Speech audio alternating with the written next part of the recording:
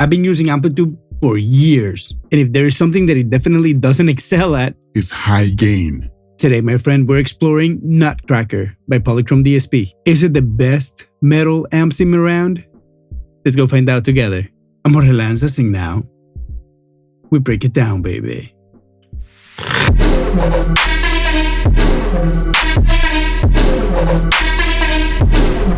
Right, my friend, thank you so much for being here once again in another video. And like I said in the intro, I don't really use AMPLITUBE when it comes to high gain, or not anymore, that is. It's 2025, and I think that is for nobody a secret that with Neural DSP, it's like super easy to get a really high gain tone that sounds pretty much ready to go right off the get-go. And that's why Neural DSP had like that reputation that they were just like a preset machine. But we all know that they're way more than that. But right now, stopping without losing my train of thought too much, Nutcracker by PolyChrome DSP. That thing became my #1 most used AMPSIM. Great leads, great clean sounds, nice crunch and edge of breakup. Anyway, that AMPSIM has it all. All that to tell you that my expectations are high. So let's go grab a guitar real quick. Today we're going to be using my Charvel Pro Mode SoCal Style 2, whatever, the Super Tele. Because I feel like if we're checking a high gain monster, might as well use the pickups that most people are going to be using with it, right? Plus, I love this guitar. I don't show it enough appreciation in the channel, but I do love it. Right, let's go. And also, this would be the perfect time for you to go get a great set of headphones, speakers, AirPods, whatever you feel comfortable listening to music, so that we can have a meaningful conversation in the comment section down below. Alright, let's go do this. Okay, so here we are in Nutcracker. If you're familiar with PolyChrome DSP, you'll see that it's that same style of user interface that is so effective that they did that where no matter on what page you are over here, you always have your amp at the top. Makes it very easy to tweak. Then as usual, you have your input and output controls, your spread, an output compressor, which I feel like it's like pretty cool to have already baked into the plugin. I'll probably put an EQ before I put the compressor in my DAW, but nevertheless, it's nice to have compression on the way out. Where do you prefer to set up your compression? Let me know in the comment section down below. And remember, while you're there, like, subscribe, and do all those cool little things that we like to do on YouTube. And enjoy this little bossa nova, my friend. I hope your day keeps getting better and better and better. Alright, let's keep making some noise.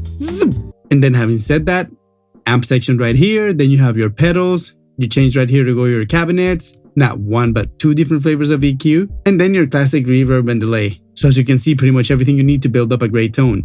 Let's start making some noise! Let's try to go to the initiated patch, and let's just hear what Nutcracker has to offer.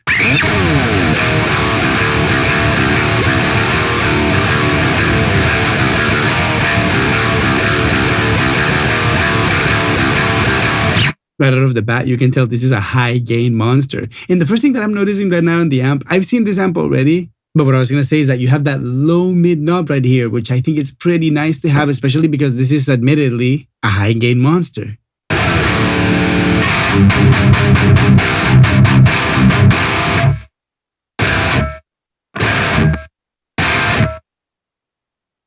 Okay, the first thing that I'm going to notice right now is that I don't hear any aliasing at all. You know, it's like that little squelchy sound at the end of the tone usually that comes across so harsh when you have a high gain tone.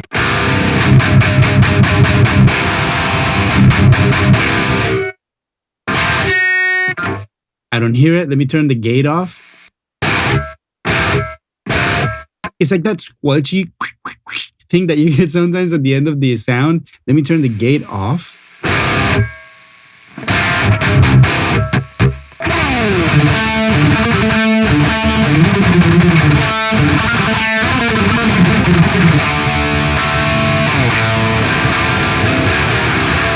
Wow, I mean, I'm super impressed already because it just gives me like this sense of familiarity. Like that's why I started playing certain riffs. Because the second I heard the amp, it just like fed me certain kind of creativity, right?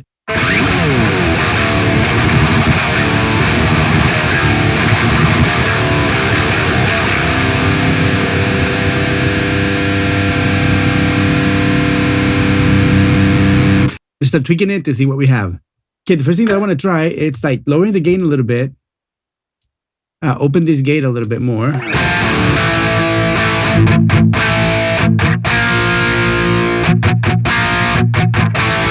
That totally cleaned it up a lot more. Let's turn it down more. Okay, now that's where we started to lose the tone of the amp actually, which is exactly what I'm trying to do because now I'm trying to get these pedals going and see what's up.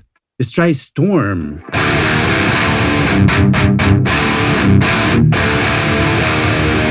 very, very dry. Let's turn it up a little bit more. Let's see what happens if we turn up the level and turn the gain down, almost like what you would do with like a...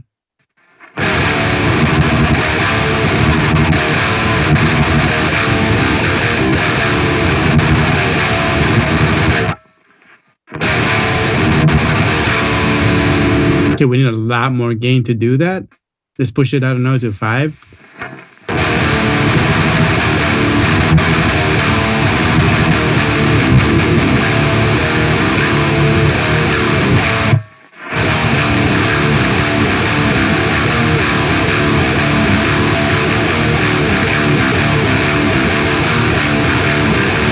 There's something about the tone in this particular amp right now that I'm noticing, and I want to say it before I forget, that it has like this like credibility to the tone. Like for some reason, every riff I play sounds authentic.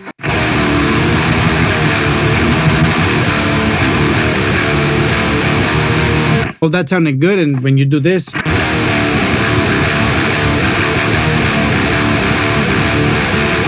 it just sounds authentic too. And if you do this, and if you do this,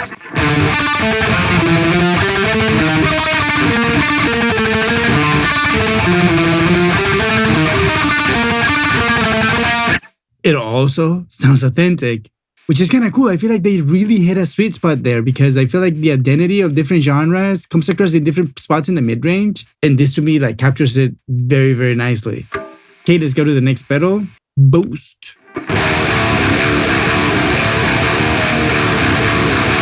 This one has a little bit more screechy, huh? The distortion.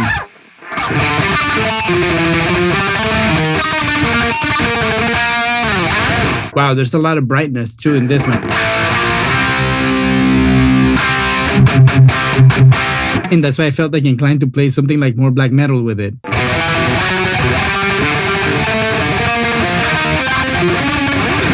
I mean, it just sounds really good too. Let's see what happens if we turn the bass up.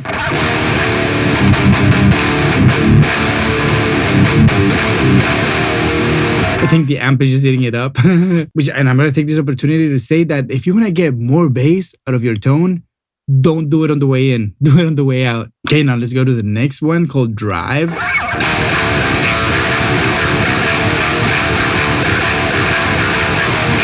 There's that mid-range that I remember. I don't know if I'm like suggested by the green, but there's a lot of mid-range there that reminds me of like a TR-808.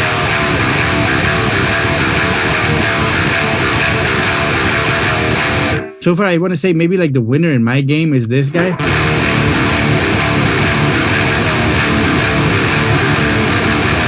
It just has that authenticity level.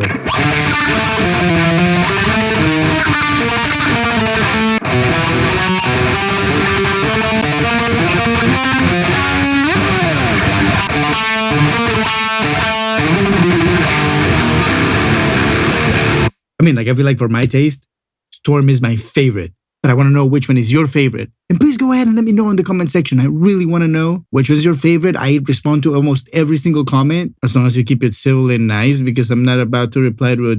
But yeah, my favorite, Storm. And keeping that guy on, I want to go check that low mid knob that we were talking about.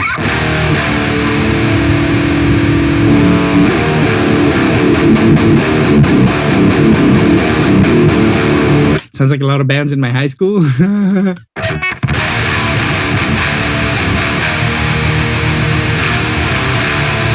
I want to say that maybe the sweet spot could be like around here, depending on the song, and very importantly, the tuning. Because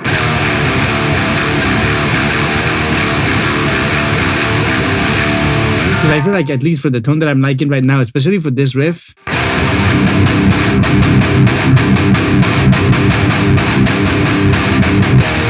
I mean, I don't know what the people in PolyChrome DSP did, but this thing sounds great. And then, of course, you have like your usual suspects like mid-range, treble presence, but I want to go see what happens over here where the special stuff is. Let's see, ultra tight.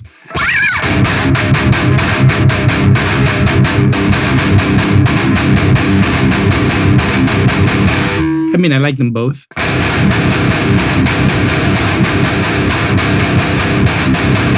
Maybe if you play more like genty stuff, the ultra tight is gonna be great for you. Let's see what the supercut is.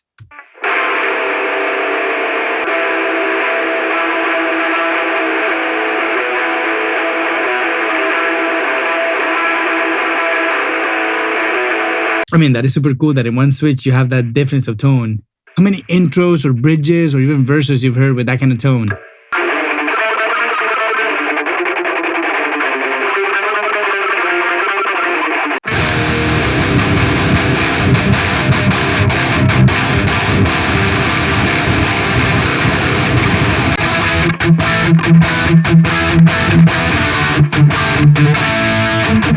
Okay, maybe it's a little bit too heavy for that kind of tone, but man, I'm really impressed. And I've noticed that the key is that you have to get most of your gain from your pedals. They built the gain structure in such a way that every single piece matters, and that with what you have right here, you can really get any tone that you want. All right, let's take the cabinets.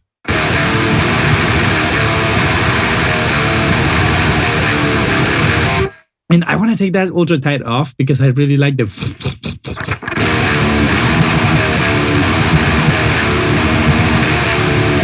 Really cool. Now we're on the 6th. Let's go and scroll through all of them.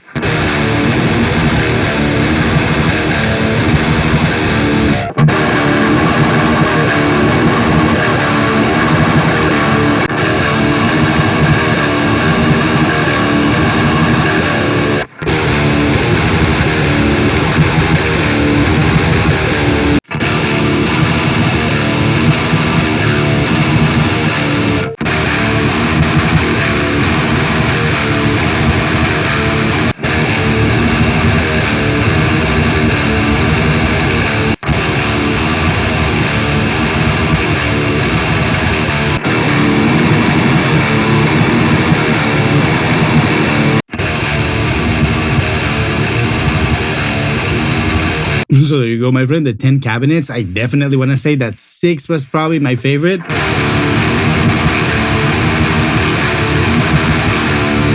Just for the mid-range hits for the tuning that I have this guitar in, sings really nicely. But now we need to check these little controls right here. Resonance, air, room, low cut and high cut, and then edit. What is this? Oh, wow. There you go. This is the best way to actually get the tone that you want, because if you can see, in the main difference between every single cabinet is like the way that the mid-range like sings, like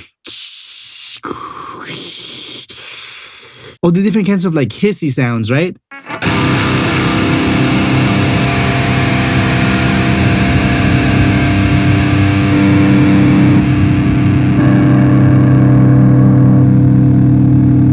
When they give you the ability to tweak that, then you're solid. But so far, let's keep it on 6 where I liked it.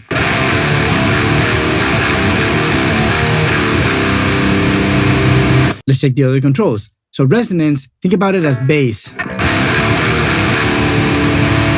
And remember when earlier I said that if you want to get bass, you need to get it after?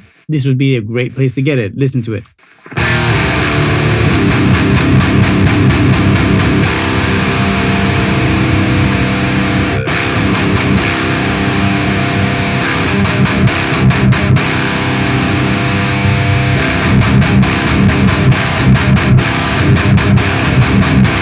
In my opinion, that is the best way to get a lot of bass from an AMPSIM, especially if it's like so well modeled as this one is, because you can really feel like the air moving inside the cabinet. And I feel that that just adds to the realism of the AMPSIM.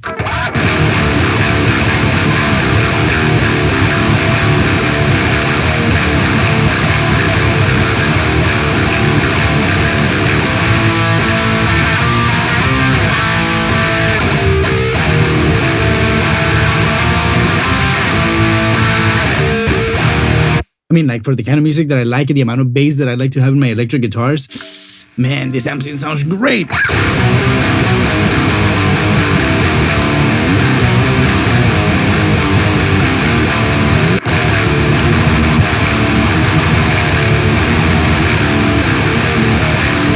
Let's see what happens if we turn the air all the way up.